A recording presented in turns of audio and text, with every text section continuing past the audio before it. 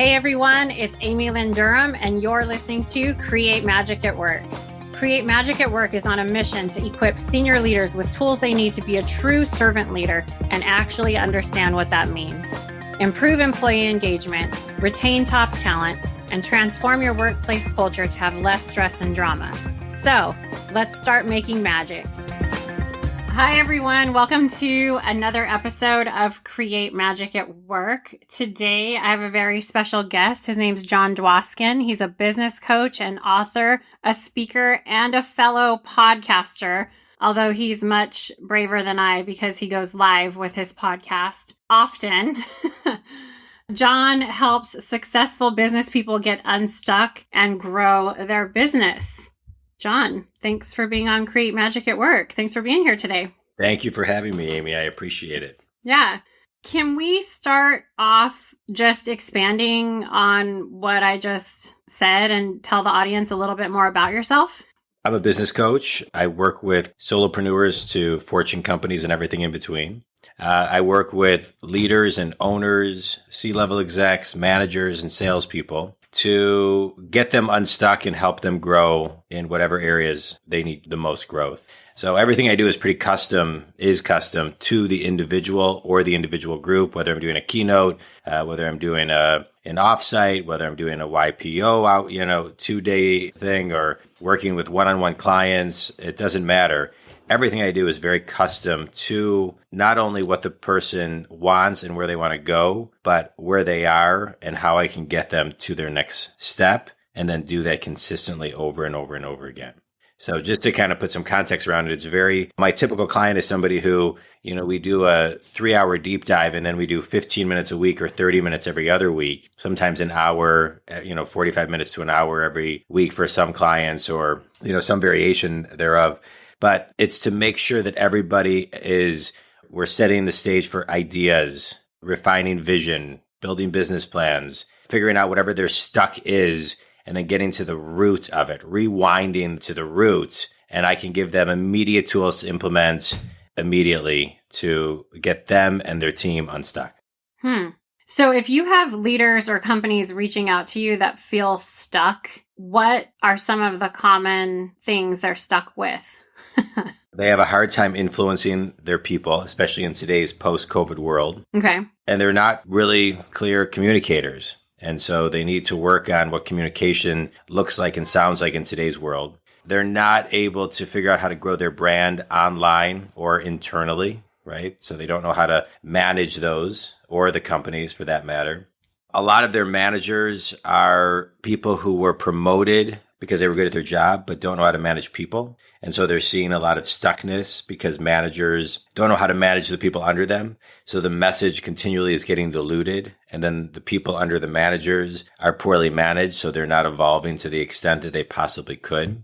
And then there's not a lot of investing and training in the people, which is also, in my opinion, a really big mistake, because you have to invest in your people and train them. And then I would say overarching is most people, what I find, Amy, is don't speak in very specific and measurable terms, have a business plan and talk in deadlines, or have agendas, or know how to kind of look at and make things a little bit more simple, right? Having an agenda for a meeting, have shorter meetings, simple things that to me seem very simple. To other people, they get stuck in kind of a routine. They can't break it. So I kind of come in and I help them evolve what they're doing, looking at it with new lenses and a new level of consciousness. That's so interesting to me. I just did an episode on whether middle management was heading towards extinction. And when you talk about individuals that have been promoted that don't have the tools to do the job they were promoted to, right, I think that is really relevant. And when we talk about employee engagement and communicating to employees properly, that's a huge piece. What are your thoughts on middle management and if it's heading toward extinction? I think middle management, is probably more important than ever. But what makes it important is that you have to invest in those middle managers so they can learn how to manage people. Nobody goes to school to learn how to manage people. It is an art. It is an art and it is a science. And you have to be your timing, your tone, your communication, the windows to say certain things, not say certain things, the way you articulate things, the way you need to know everybody's driver who you manage. And then you can have a meeting for the masses, but the magic happens in the one-on-one on how you can re-articulate something to infuse inspiration and get someone to their highest potential. Whether we're talking about artificial intelligence or anything that revolves around that topic, the people who are going to continually get ahead are those that understand their highest potential and have somebody helping them continually get there. And managers can do that for people. A great manager, I've managed a lot of people in my day, and a great manager can understand someone's driver and get them to their full potential. That doesn't happen overnight. It's not a quick fix. And so you have to slowly but surely kind of evolve somebody, because there's only so much they can receive at one time. And everybody starts off at a different level of awareness, and you have to meet them where they are. And then there's a law of proximity. You can only take them so far in one moment until they then get comfortable. You can then take them to the next step. And so I think a lot of companies will, put in managers, not train them, and say, get this person doing this and get this person doing this. Well, it doesn't work like that. It doesn't work like that.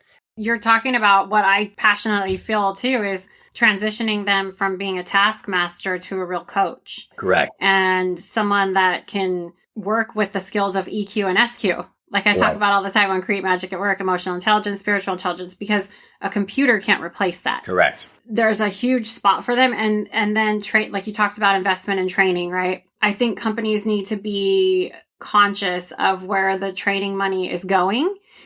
And a lot of times it might be going for employee engagement to the front lines, and often middle management might be overlooked with that. Yep. So I think that was great. And then conversation, how to have conversations, training on that, right? Versus just how to hit your sales goals. How can I have a meaningful conversation with my employee that's inspiring? Right. How do I communicate and have weekly meetings that have to be shorter today because of the hybrid model, because of the flex time model? How do I get my point across? Did you ever watch Curb Your Enthusiasm? Yeah. Did you watch Sunday's episode? No, I haven't seen the latest. Sunday's episode is they're at a dinner party and the wrong person is in the middle of the table and is over talking and doesn't know how to be the middle person at the table, which is the person that facilitates and gets the whole table talking. And so that's what a manager needs to do, right? They're the middle, and they got to get everybody moving and talking and into their highest potential. I need to go watch that episode now. Yeah, you got to watch it. It was funny. Yeah, that's so funny. It was funny, yeah. We also talked about Office Space a little bit. Have you seen that movie on past episodes? I never really was an Office Space watcher. A little bit, but not... It was in talking about middle management and how there were like 5 different managers coming to check in on the one the movie. person. The movie Office Space. Yeah. Okay, so we talked about middle management and what you would say to somebody that might be feeling stuck or what would help or a tip that would help them. What about, you said you worked with C-suite executives. Let's say you have a C-suite executive that comes to you and like they need help with employee engagement, what you were referencing before. What are some common things that you see, and what are some ways that you would offer it be fixed without giving away all of your secret sauces? Yeah, I don't mind giving away anything because it doesn't matter what I give away. It's got to be customized person, so it doesn't. Perfect. I give away so much content every day because it does. My clients are the ones that say, hey, you're talking about this. Help me customize it for me. So that's a big difference. But C-level execs, 95% of the culture of any company is run by how they walk, talk, move, everything. And so, cleaning up their messaging, which is critical, making sure that they're not, that they're fully accessible. I think a lot of C-level execs historically are not accessible. And I know, there's politics where you can't call over and you can't do this and you can't just pick up the phone and call this person. But today, C-level execs are more accessible and should be more accessible than ever before. And that's really important. And they need to be trained and continually updating their vision because the world is changing so quickly right now. And so how we look 1 year out versus 10 years out today pre-COVID studies were showing that by the year 2030, 80 or 85%, I can't remember off the top of my head, of the jobs that exist in the year 2030 don't exist today. So we are moving into an environment where technology hasn't even been invented yet to catapult us there. Many say COVID accelerated the process as well. But how are you growing and reinventing and innovating your company and your people? Because over the next 3 to 4 years is really critical, because the 2025 to 2030 is going to look much different than how these 5 years look. And so getting the mindset, the company, and forecasting has never been more important. And paying attention to all the nuances and the indicators of everything, and really then creating that formula and say, okay, what does this mean for us today?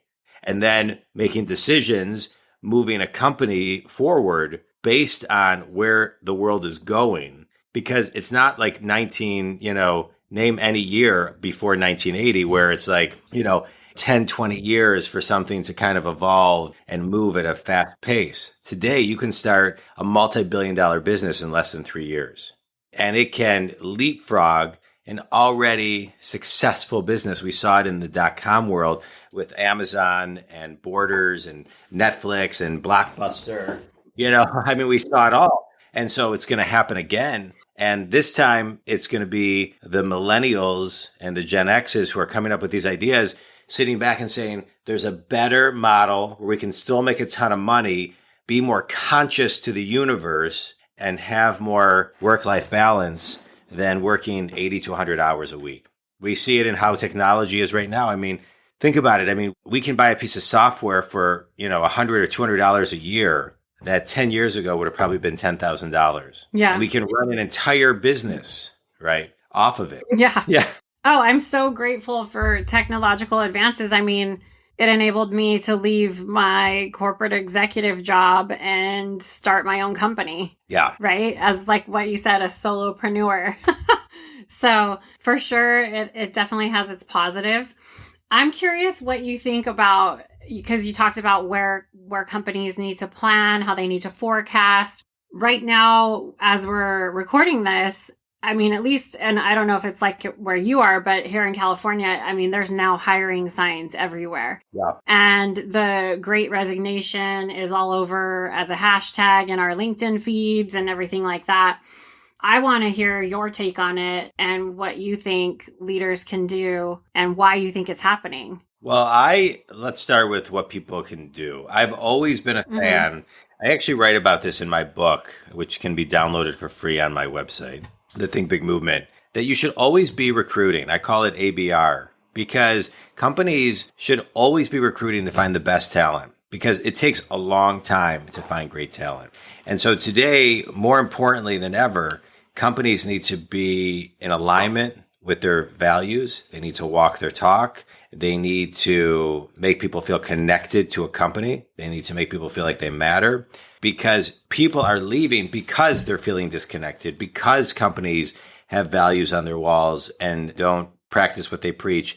And so people are saying, you know what, this is not in alignment with what I signed up for. And their level of awareness is higher today because of COVID, I think, amongst other things, than ever before. And so when you step back and somebody looks at it and says, if I'm making $80,000 a year, working 2,200 hours or 2,000 hours a year, if I break that down, I just got to make $40 an hour, and I could start my own business and make $80 an hour and work half the time. So I think people are starting to wake up to that opportunity within themselves, as the reflection time over COVID gave people time to say, hey, this is what I want. This is what I want for myself. This is what I want with my family, for my family. And this is what I want my day and my days to look and feel like, more importantly. So I think the days of, a C-level exec, I'm just using this as an example, not that we see this that often, being a tyrant or an authoritarian is over. That being said, you still need to hold people accountable, have a plan, have deadlines, have expectations, specific and measurable goals. People need to hit their goals. They need to hit their business plans. They need to know what they're accountable for. There's still that level. So this isn't like it's not Disney World that I'm talking about.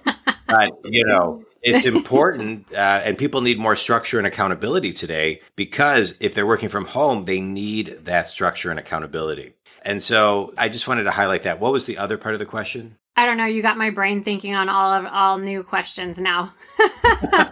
But it was mainly about the Great Resignation. Why do we think it's happening? And I mean, also with the accountability that you're talking about of people working from home, I think that to add to that, there also has to be a trust factor there. And I see it all the time on social media where it's like, hey, I got my stuff done during lockdown. Why are you making me come back to the office? Like, I proved to you I could do this. And whatever is going on at whatever company, I think that's definitely something to think about. If somebody can take on a project and complete it at home versus in the office when they're being monitored a little bit more, I think that's definitely something to consider and think about, because I do think, and I've been in that position, when you're in high level leadership, sometimes you can turn into monitoring people and checking the box in accountability in that way. And I think that's the wrong way to hold people accountable. And you can fall into that trap as a manager where you start monitoring people. I've heard some crazy stories, like companies installing like the tracker for the typewriter on the keyboards, or they put in speakers where they can hear what they're saying. And let's just trust every human being to operate from their higher self and go from there is all I'm saying. So on that note. Well, and on that note, if you have a business plan and people know what they're accountable for and they have the proper goals and they don't do it, then maybe they're in the wrong seat or they need to leave the company. Right. So if you have to micromanage someone, they're typically the wrong person. And then people will keep the wrong people because they don't have enough people. And so that's a bigger issue, because then you lose the people that you want to keep because you don't have people that need to be let go. And then all of a sudden people look back and say, wait, you're preaching this, but you're tolerating this. That doesn't make sense. But I think it's important that companies do hold people accountable, but you got to be the right person to be held accountable. Hey everyone, Amy here. Are you looking to create a life with more inner and outer peace, regardless of the situation you find yourself in, and gain unexpected insights into your leadership strengths? You can expand your understanding of your leadership skills, like being a wise and effective change agent, servant leadership, and get tips to operate from a place of peace and wisdom with my SQ experience, which allows you to examine where you are today on developing the skills of spiritual intelligence. I'm a certified SQ21 coach, and I now offer a 3-month one-on-one SQ experience that helps you have less stress, more balance, and brings value and meaning to your work and life. If you're interested in joining me on this transformational journey and you're open to doing the work, please reach out to me and let me know that you want to get started on the SQ experience. You can go to createmagicatwork.net and click on Work with Me. That's me, Amy. Or you can just direct message me on any social media platform under Create Magic at Work, or on LinkedIn under Amy Lynn Durham. I look forward to hearing from you, sending magic your way. Agreed. And I also think that that gap you talked about, where somebody may be in a position they're not equipped for, and that happens when you're shorthanded and you're constantly recruiting and this, that, and the other. So you've got to put things in place where you're developing those individuals. Yeah, 100%. So they understand, what they're going to be held accountable for. That's why I love this transition of management to coach, or different types of managers where they're not monitoring and just reporting in on things being completed or taskmaster type duties. You can have a career coach type manager. Right. You can have the trainer. You can do all of these different things. So I would love to see business going in that direction. I just saw an article on LinkedIn News that said that companies are so strapped for employees that they're scrapping background checks. UPS referenced has gotten down to like 10 minutes to be able to onboard someone because they need people that desperately. And you don't have to put your educational background and all of these other things that you had to do in the past. I mean, when I was hiring for the Bay Area, it was so hard because I had to wait so long for, a background check to come back. that I would lose a candidate to a competitor. And I just think it's so interesting the way it's flipped to where it's like, no, you're not clamoring to work for us. We're clamoring to be an attractive company for you to work for. And oh, by the way, I'm hoping this is where it goes. And I hope people that didn't get an opportunity before really get one. Oh, by the way, we're going to train you and support you and develop you in a real way. Right. And not operate from a space of you're lucky to be here. Yeah, that doesn't work. And, like that energy. So it's just interesting to see it like turn from where it was before. Yeah, it doesn't work. I was at a company once where it was like that. Like, you're lucky to be here. You're doing amazing. You're amazing, but you'll never be successful anywhere else. That whole type of mindset. And it's not going to work.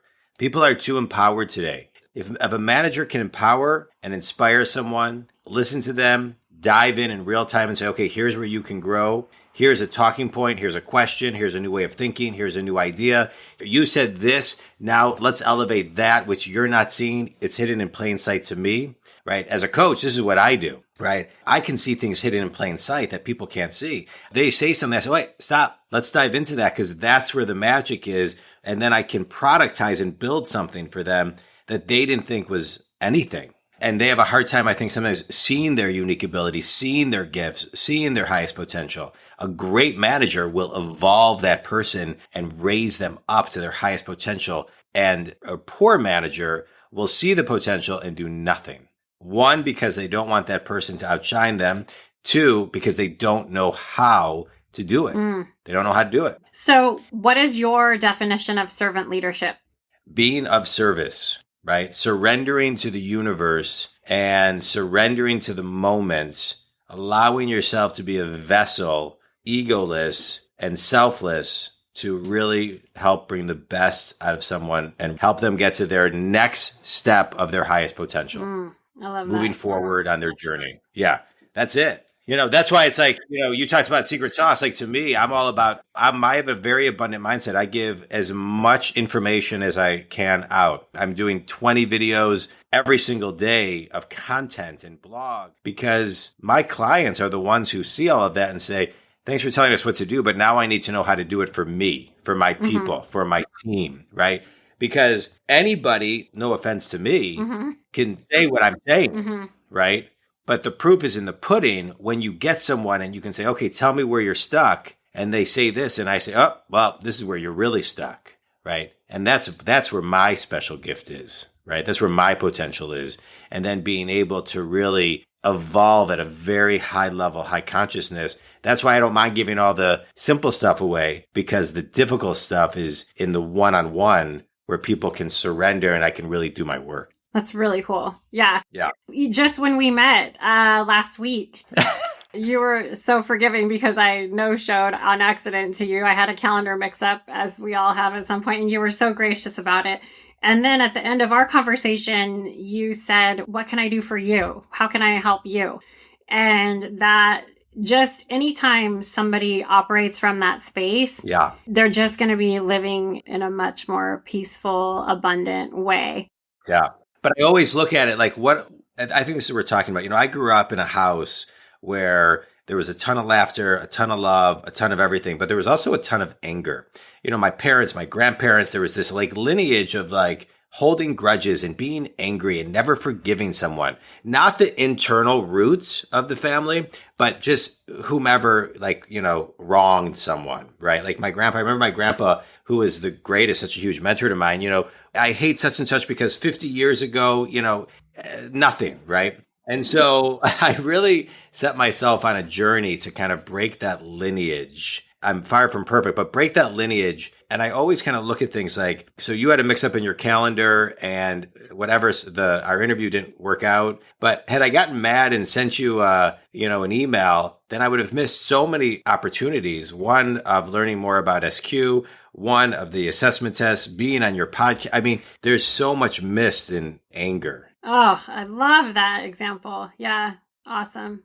So anytime I see, and I wasn't angry for 1 second, but I always look at it as like, all right, well, this person must have had a mix up. Something obviously went wrong. This gives me 30 minutes to kind of, pick up on some other work, and I can repurpose a podcast and StreamYard, and whatever. It is what it is.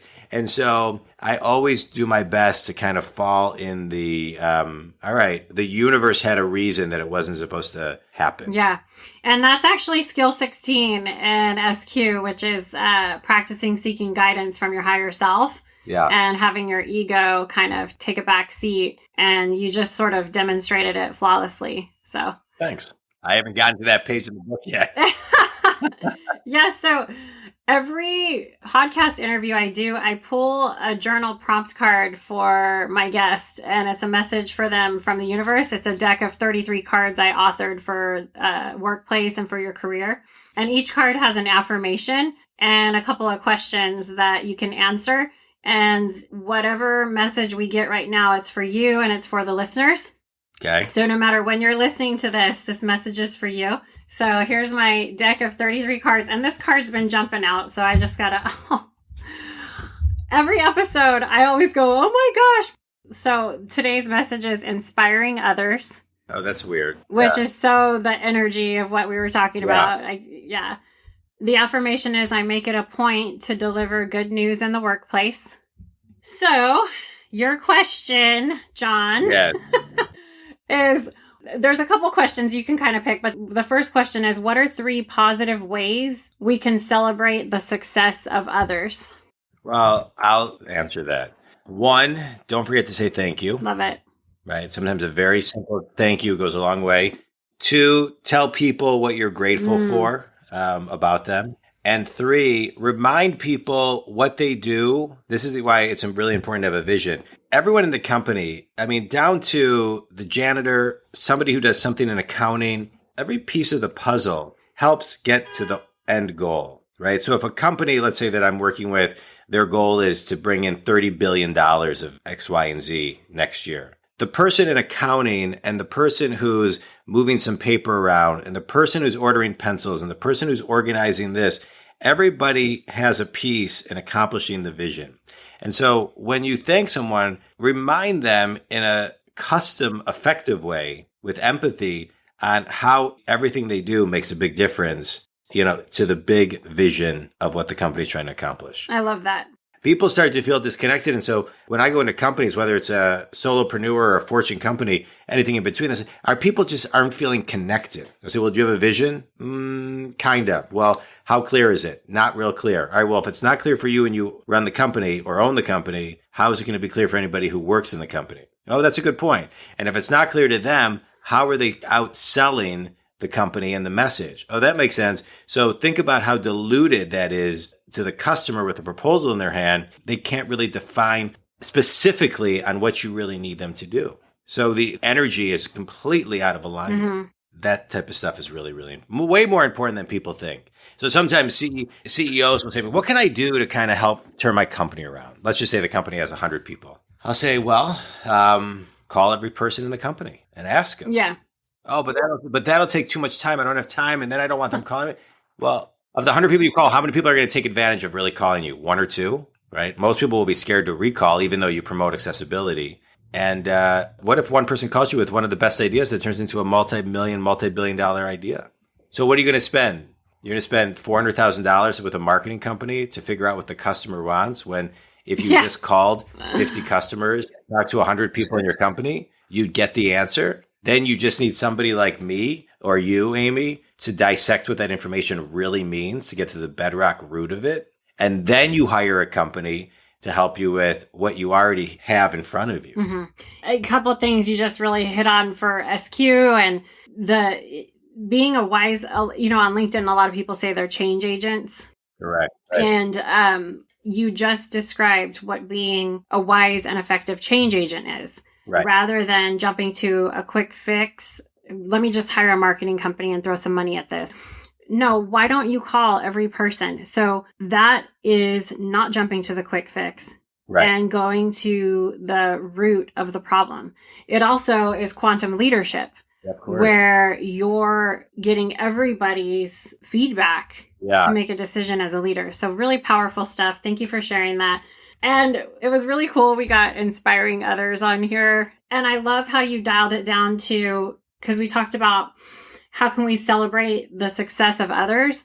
And the way you framed it was, hey, don't just say good job for hitting a goal, just to kind of echo back to you. You're like, say something specific. Yeah. Recognize someone for something specific they do and show gratitude for that in achieving the overall goal. And I think that was a beautiful way to end the conversation today. Well, thank you. So tell everyone how they can get a hold of you. Yeah, no, thank you. I enjoyed connecting with you, and those were great questions. Thank you. My cell phone is 248-535-7796. Anybody can call me.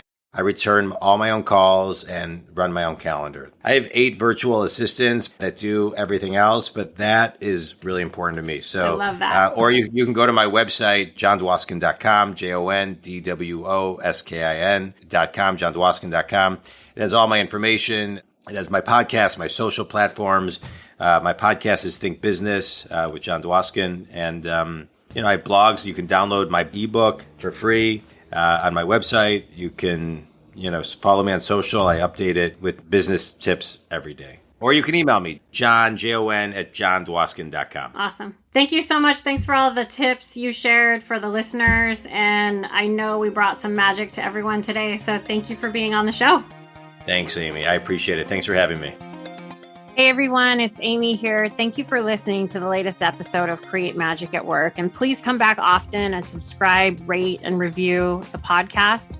Keep joining us for more exciting episodes where we help you transform workplace culture to systems that create less drama and stress and have high productivity and profitability. You can get your own tools for the workplace at createmagicatwork.net. I have a new Create Magic at Work, the journal that just released, and it invites you to reflect about different themes for work and your career. Each section of the journal contains a topic, an affirmation, and 2 prompt questions to help you journal your thoughts. Topics are like inspiring others, mentorship, expansion, and productivity. So connect with me at createmagicatwork.net. Also connect with me on LinkedIn under Amy Lynn Durham. Sending magic to everyone, and see you next time.